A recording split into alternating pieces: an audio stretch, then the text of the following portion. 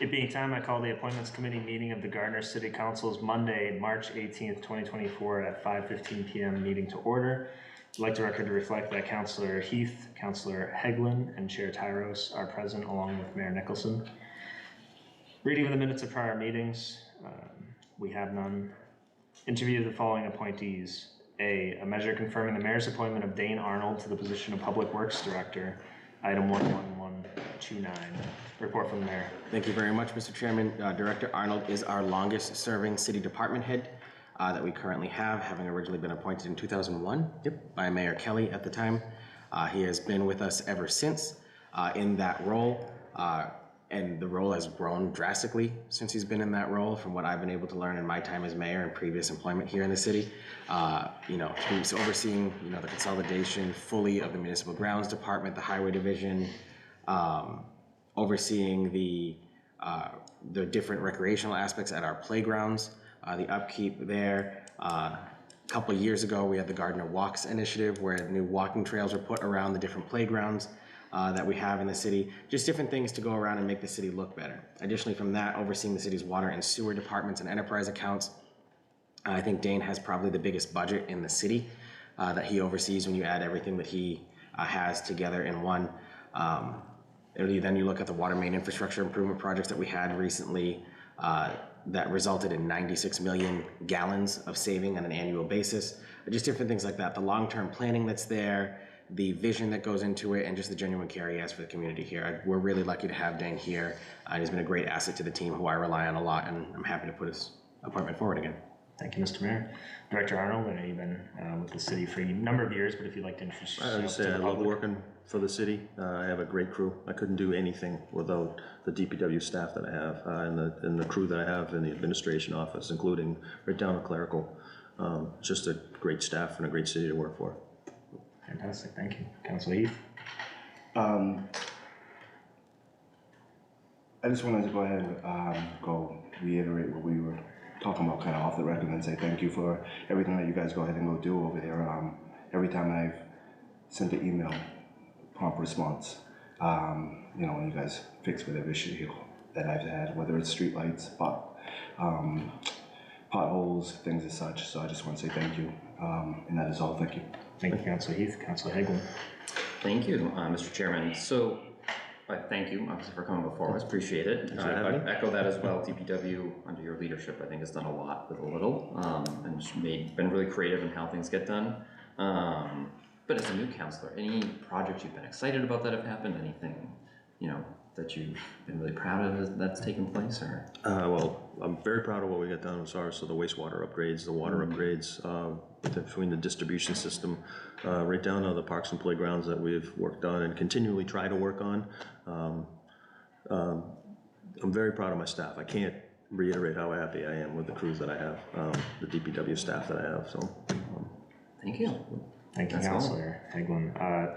I've been on the Public Service Committee for a number of years now. I've had the opportunity to work more closely with Director Arnold. I've been impressed with your work. I appreciate your work, and I've been thoroughly surprised by how much the Department of Public Works interacts with constituents, from water meter issues to the streets and pothole patrol. Similar to Councilor Heglin's question, this upcoming year there's a number of things going on in our city, some of which are state initiatives such as the Uptown Rotary. Are there things that you'd like to make the citizens aware of this upcoming year that you oversee? Well, we're getting a grant. It's currently upgrades at the wastewater plant. It's for $1 million. That we're doing some. It's completely no rate users whatsoever at the water system. With help from the mayor and grants writing, we were able to obtain a water project, a transmission line. This is going to be a new 16-inch water main that's going to go from Crystal Lake up to the water tanks. It's going to be about $1 million that we're free to the city. We actually opened the bid on Thursday. We're hoping to get that starting probably early summer, which is going to go right up Haywood Street, right up through there's a right-of-way that gets up to James Street and goes right to the water tanks. And we were also just been awarded $1 million grant from James Street that the mayor let me know that we've got for the James Street water pump station, which is now at the top of the hill. So now we've got a brand new water main that's going to go up, and then the pump station that pumps the water from this particular pump station to the elevated storage tank on the other side of 140. That pump station is getting upgraded as well. We have a lot of projects going on. The Uptown Rotary, who is the city engineer, is currently overseeing that. Should be starting mid-April. Currently, it's pothole season. Unfortunately, you're going to start seeing the city flower, which is the barrel and the cones. That's going to be going out. But we're constantly, unfortunately, it's not pretty work, but it has to get done. You know, potholes. We're also starting in beginning of May 1st. New sidewalks on Fredette Street that's going to run from Route 2A to 101, West Broadway to Parker Street, and that's all going to get repaved. Lower Parker Street is going to get repaved with new sidewalks up to in front of the old Gem Industry Building as well. And the mayor has some more paving projects that we have to Iron out get done as well. But yeah, it's going to be a busy summer. Thank you, it sounds like it. And thank you for coming out. I think it's important to have department heads meet before the committee, and especially you have an opportunity to you know, give any feedback to the council or the mayor too on things that we can better help your department succeed with. So thank you for that. Thank you. Good job. The next item, a measure confirming the mayor's appointment of Michael F. Ellis to the position of Senior Citizens Director. I will be recusing myself for this item in its subsequent referral due to a personal conflict with the appointee, or not a personal conflict, a conflict of interest with the appointee. So I will be stepping outside the chamber for this discussion and potential vote, and Councilor Heath will be taking care of this item's business and will get me at its conclusion. Thank you. Thank you. So we have item 11130. This is the measure confirming the mayor's appointment of Michael F. Ellis to position of Senior Citizens Director. Do you have anything to say? If I may, Yes, I'm sorry. Thank you very much, Councilor. Director Ellis is completing his first three-year term with the city in this role. No stranger to the city, as he was formerly the Director of Community Development and Planning for the city before he became the President and CEO of the Greater Gardner Chamber of Commerce, then went on to work for Haywood Hospital in their suicide prevention work, which he still does part-time to help out the community in that way as well. But over at the Senior Center, he's really helped to grow the services and programming of the Senior Center, and I couldn't be prouder of the work that he's done. One of the things that I told him when I first hired him in the position 3 years ago was that I want people to know the Senior Center exists, and I want people to know that the Senior Center is more than a place that people will just sit down and have a cup of coffee. It's just an active place for people to do that if they choose to, but there's also other programming there to get them involved. As we've said several times before in these meetings, the Senior Center actually receives direct payments from the state in the form of grant funding for every individual who uses that Senior Center. And the Senior Center can be used for anyone who's 55 and older. Yeah, we allow 50 and over, but We never check we don't check IDs. licenses. But things like that to get people into the door help boost the money that the Senior Center can use for those programmings, and help alleviate somewhat of the tax burden that the department puts on the department. So that's why we want to make sure we have someone who's active in that role. Not only just because it helps the city financially, but it also helps the social and emotional aspect of the senior citizen community that we have in the city by getting people out, getting people together, making them feel less isolated, and also providing a support system for several different, families in the community too, those struggling with older family members dealing with Alzheimer's and dementia. There's been different support groups that Director Ellis has started in his time period for different demographic groups within the senior center, and just for people to help deal with the issues that they're dealing so they don't feel alone. And sometimes they may not feel comfortable talking to their younger family members about it, but they'll feel comfortable talking to their peers about it. And that's something that Mike has really run with. We also have here with us Ron Darmecca, who's the chair of the Council on Aging, who also has nothing but great things to say about Mike and his time as director, and I'm really happy to put his appointment before you all. Thank you. Thank you. Now, do you have anything to say? Councilors, thank you for giving me the opportunity. I think if you know me, service is central to my character and personality, and I really feel like I'm fulfilling that goal, that philosophy, that calling in life through the Senior Center. I too want to echo what my predecessor here, Director Dane mentioned about his team. I have a great team. The Council on Aging has grown and certainly evolved significantly from 3 years ago. They're much more engaged, they're much more active. They take a huge, not only professional role, but personal role in the undergoings. And I want to also just give accolades to the chairman of our board, Ron. I think with his vision and his leadership and his example, we've been able to do more and more in the community. But that notwithstanding, I will also be completely honest that most of our successes are a result of the partnerships.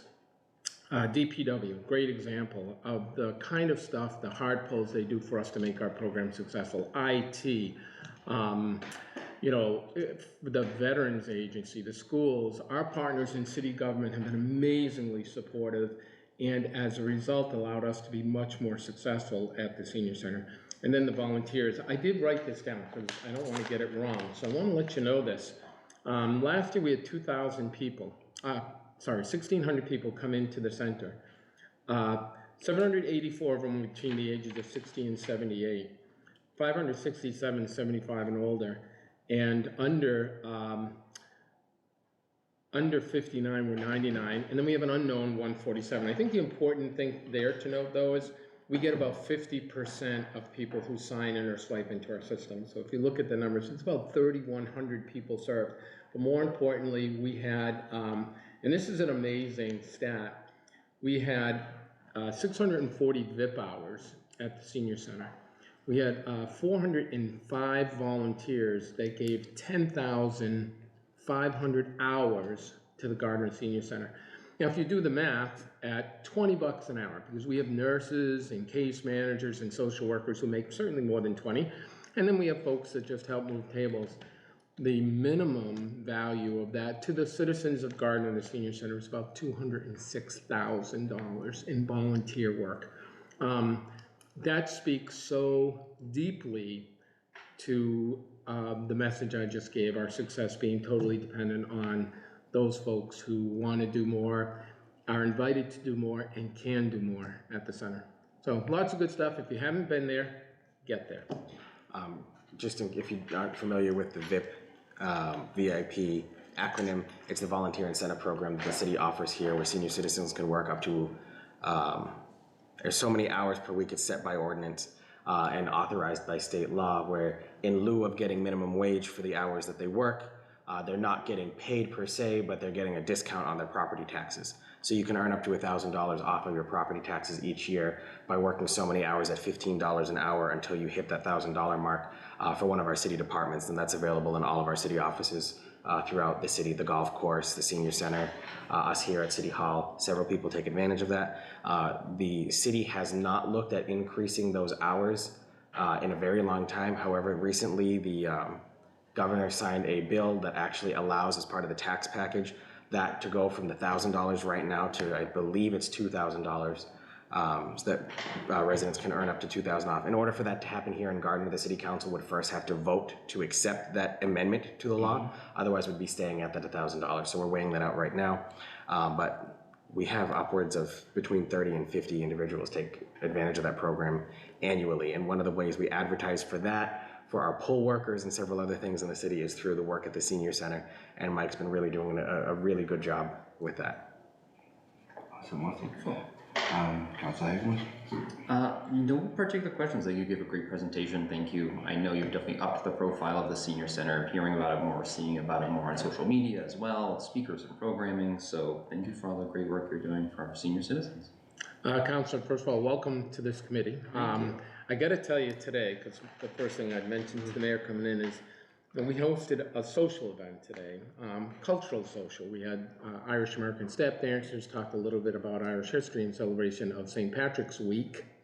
We had about 110 people there for a luncheon that was prepared by volunteers. So many important aspects. So if you're hungry, come on over. We have great programs and just awesome volunteer cooks.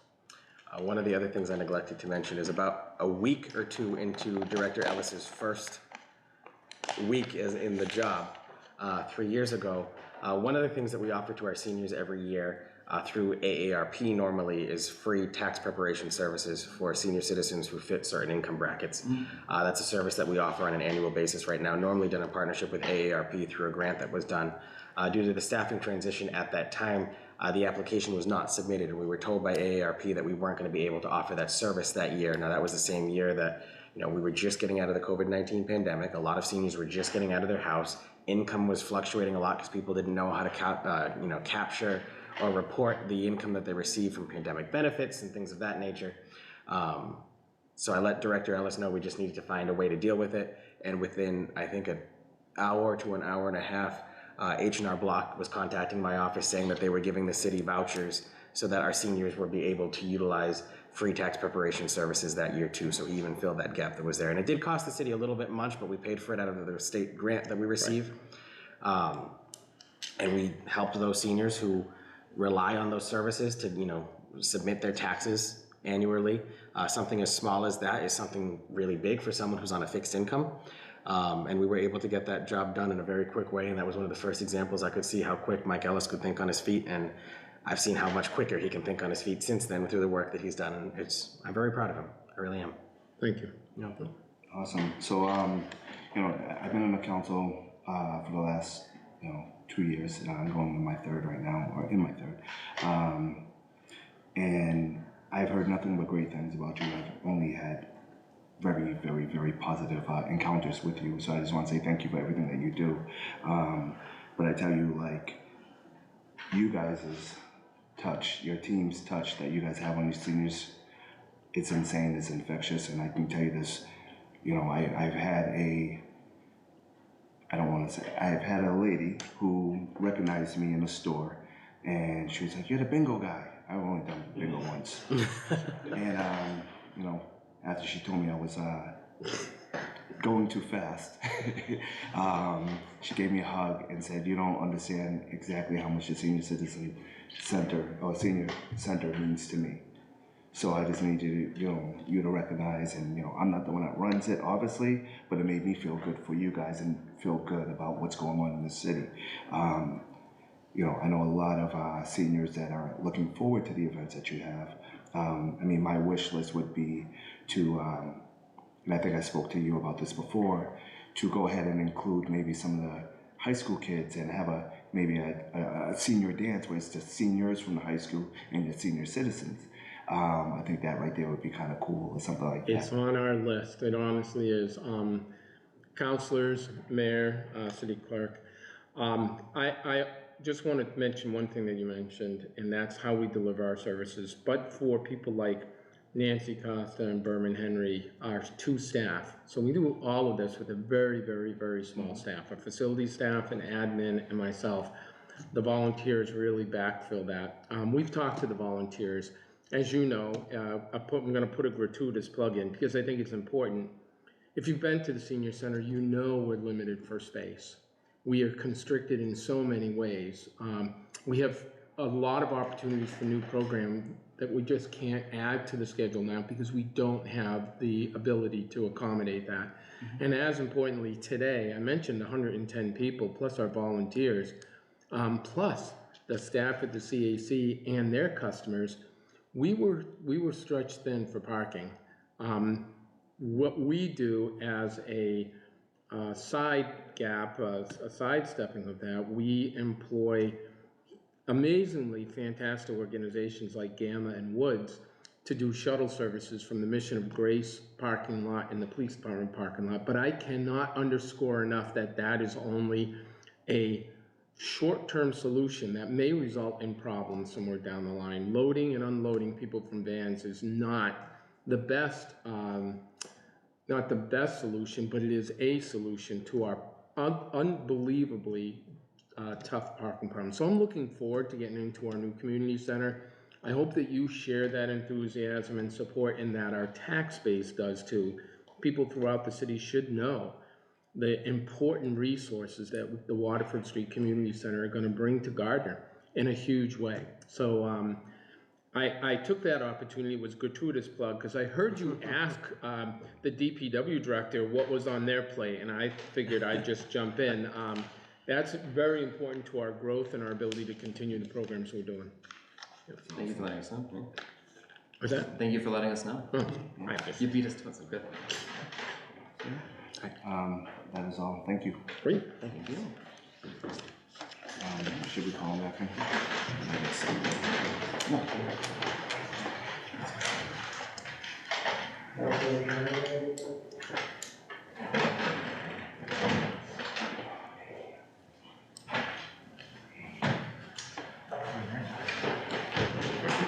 Thank you, Councilor Heath and Councilor Higglund. Item C, a measure confirming the mayor's appointment of Carla J. Wojciechowicz to the position of trustee. Mr. Chairman, actually on these two items, I'm going to recuse myself as well as an employee of the school to avoid any conflict of interest. Thank you. Thank you. Please note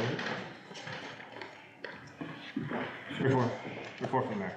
Thank you very much, Mr. Chairman. Mrs. Wojciechowicz, should say trustee Williams Rockwell Educational Gift Fund, is a reappointment to the trustees of the Williams Rockwell Fund. This fund has given out so far just about $620,000 since it first began to distribute grants to our schools. Since 2019 was the first year that we had a distribution. So you can see the benefit that this gift has really given to the city. It may be earlier, but I'll get you the actual date. I believe it's in the correspondence that I sent. Mrs. Wojciechowicz and her husband, Bobby, Coach Wojciechowicz, as some people remember him, are both former educators of the Gardner Public School System, in which case Carla brings a very keen aspect to the decision-making at the table. She's the only former educator as a teacher that we have at the table. We do have, obviously, the superintendent of schools who's there, who started as a guidance counselor, as principal, and now the superintendent. We do have the next appointee as well, who was a former librarian. However, she was the only school teacher for the elementary grades that was there at the table. So it really brings that good perspective as to how will this benefit the students in the classroom? How can teachers utilize this? How is this enriching curriculum? And it's a perspective that's really important.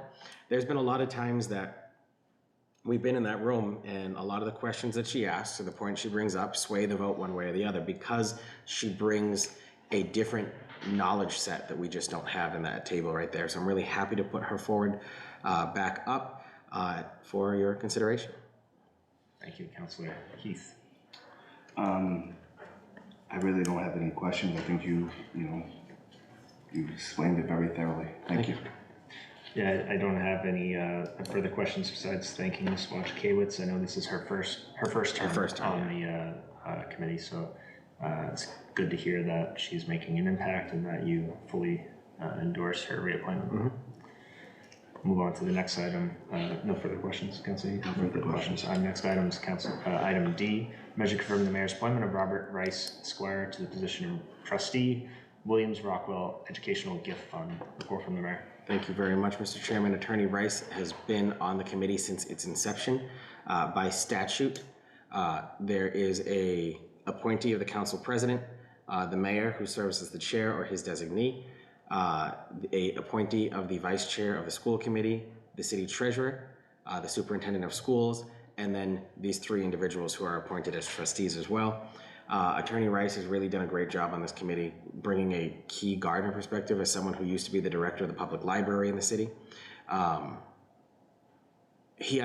just someone who's been involved in Gardner as a former attorney, a former state representative, as well too. He knows the community and he knows it well, and he can see how this helps us in our long-term planning and see the vision for the future rather than being stuck in the past. And I think that building off a foundation of what happened in the past as a way to grow towards the future is a keen aspect that he's brought to this committee, and I'm happy to put him up again for continued service on this board. Thank you, Mr. Mayor. Councilor Heath? I don't really have any questions. It's got a little bit of a statement. Anyone has an extensive resume like this right here that's willing to go ahead and be a trustee of such, hats off to them. Yeah, it is a volunteer position too. It's uncompensated. Exactly. So that is all. Thank you, Councilor Heath, and I do want to publicly thank Attorney Rice for stepping up for the community again. And I know this committee makes important decisions with a large sum of money that we are fortunate enough to have to benefit our community. Mr. Mayor, is this committee fully It is full staffed? at this time, Okay, yes. perfect. there is, Dr. Faust is up for reappointment. That'll probably come before the council at some point soon. But the 3 trustees that, are subject to mayoral approval and council confirmation are, the 4 are Mrs. Wojciechowicz, Attorney Rice, Tina Sprague, former president and CEO of GFA Federal Credit Union, and then Dr. Faust. So those are the trustees that are up there too. Tina was just appointed after the late trustee Andrew Boucher passed away. She filled his spot, and then everyone else is up to date on those terms. And we just released the grants that were awarded this year. We had a good year on the market. Raymond James is our investing services, so they come to our meetings every once a quarter by statute. They're required to meet and give an update as to where the revenue is going. Last year, we had the ability to give out up to $250,000 if we chose to. We only had about $70,000 in applications from the schools. But that said, we don't know where the market's headed towards this year with some uncertainty, so it was good to put the remaining back into the principal. So we were able to give out just about, it was a little more than, we gave out around the 70, we got in around 80 to $90,000 in applications. We gave out between $70,000 and $80,000 in grants. So I think it was only 5 or 6 applications that got turned away for some smaller sums, and those are because they were largely going to be absorbed by the school budget. So those were the main reasons this year. Rather than beginning it with a grant, just absorbing it into a long-term plan with the school. That way it doesn't have to get funded by a grant one year and then worried about not being funded after that, once the grant dried up after that year was done. So we're really in a good spot with the applications. The teachers are getting more creative with it. And I think it's actually causing a lot more creative thinking to happen among the school department that actually sets these goals in motions, that if a program does need to be absorbed into the school department, it's something that we may not have thought about before, but is a long-term benefit for the city. Certainly noticing the creativity is, I think I noticed Mr. Lepiso's tuba or not tuba application. So it's good to see that there's active participation there. Excellent. That'll conclude our interview of the appointees. Councilor Hegland?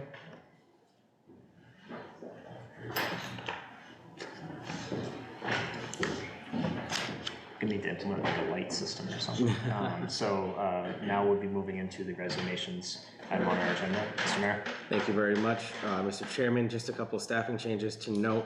Our former Assistant City Clerk, Faith Glover, did retire. So the City Clerk is moving forward with interviews later this week to fill that position that's there. Additionally, in the City Clerk's office, J.N. Kumar was recently hired to fill the position that was vacated by Zachary Lawrence, who used to work in the clerk's office, so that should get us a full staff in the city clerk's office. Our Human Resources Director, Deborah Pond, has submitted her resignation. Her last day is this Friday, so we are currently advertising for that position. We have about 8 applicants so far. We're going to be interviewing at least 4 of them, and then moving forward with there. Hopefully we'll get appointed to the committee soon to fill that role there too, as it is a very important role in the city. And then Colin Smith, formerly of my office, who resigned at the beginning of December, his role was going to be filled by Catherine Jablonski, who used to be an intern in my office a couple of years ago. She was actually my first intern. She graduates this May from Endicott College with a degree in legal studies. So she'll be taking over once she finishes and graduates in May with her bachelor's degree. Thank you for that update, and I'd like to thank the Director of HR for her many years of service to the city. Wish her good luck in her future endeavors. Next item on our agenda is the discussion of appointees interviewed. Is there any further discussion from the committee? Referrals from the full council. I'd like to begin with a motion to recommend the mayor's appointment for item 11129, a measure confirming the mayor's appointment of Dane Arnold to the position of Public Works Director for a term expiring January 4th, 2027. Second. Motion made by Councilor Tyra, second by Councilor Heath. Is there discussion? All those in favor, aye. Aye. All those opposed, no. Motion passes.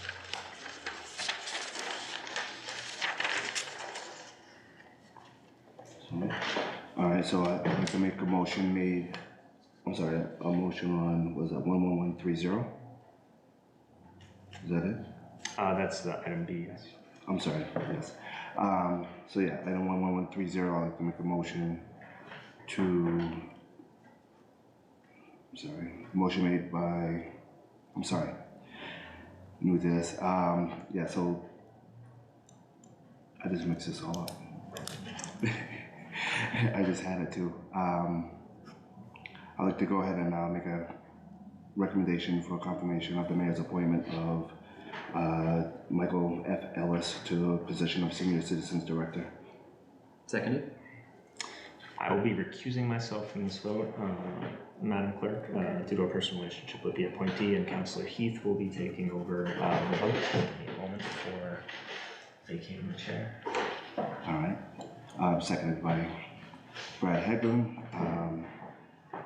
Is there any discussion? All right. All those in favor say yay. Aye. All those opposed say no. Motion passed. I think that's it. That's it. You calling back in for the rest? Yeah. Or should I continue on? Thank you. I'd like to take item 11134 and 1135 together and move to recommend the mayor's appointment. Mr. Chairman, I'm going to recuse myself from this vote as well. Thank you, Councillor Hegland. Second. Thank you, Councillor Heath. Motion made by Councillor Taro, seconded by Councillor Heath to recommend the mayor's appointment of Carla J. Wojciechowicz to the position of Trustee Williams Rockwell Educational Gift Fund for a term expiring January 4th, and Robert Rice Esquire to the position of Trustee William Rockwell Education Gift Fund for a term expiring January 4th, 2027. Made by Councillor Taro, seconded by Councillor Heath. Is there discussion? All those in favor? Aye. Aye. All those opposed, no. Motion's passed.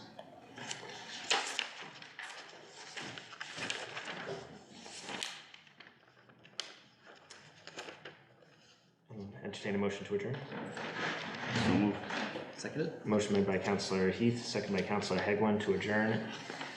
All those in favor, aye. Aye. All those opposed, no. Motion passes. We stand adjourned. Thank you, Mr. Mayor. Thank you. Thank you.